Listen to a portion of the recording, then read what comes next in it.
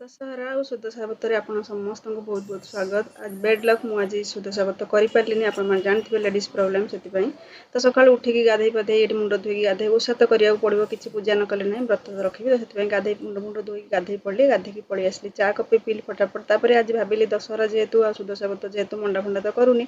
गोटे स्पेशल खीरी आपण मान सहित सेयार करी जोटा कि सागु कस्टार्ड खीरी। तो प्रथम कौन कला गोटे चामच घी देकी मुझे ड्राई फ्रुट्स मैंने आलमंड और काजू को भल भाव भाजीदेली घीरे जो ओभरनाइट सोक कर रखी गोटे कप सागु को टे घीरे भाजिकी क्षीर देदेली अध लिटर टी अधिका 700 ग्राम भाया क्षीर देदेली दे सारापर गोटे चामच गोटे अल्प टिके कंचा क्षीर गोटे चामच कस्टर्ड पाउडर गोलेकी भल भाव मिक्स करदेवी सांगे सांगे बलिया हो आपर ड्राई फ्रुट्स जो भाजी रखी भी देदेवी चीनी स्वाद अनुसार आपदेवे मुझे गुजराती गुंड भी देदेवी सीरीयसली बहुत भल लगे फास्ट टाइम तैयारी कली तो मतलब बहुत भल लगे आगू तो मार्गशीर मास कार्तिक मास आसूँ आपको तैयारी करेंगे केमती लगे निश्चय।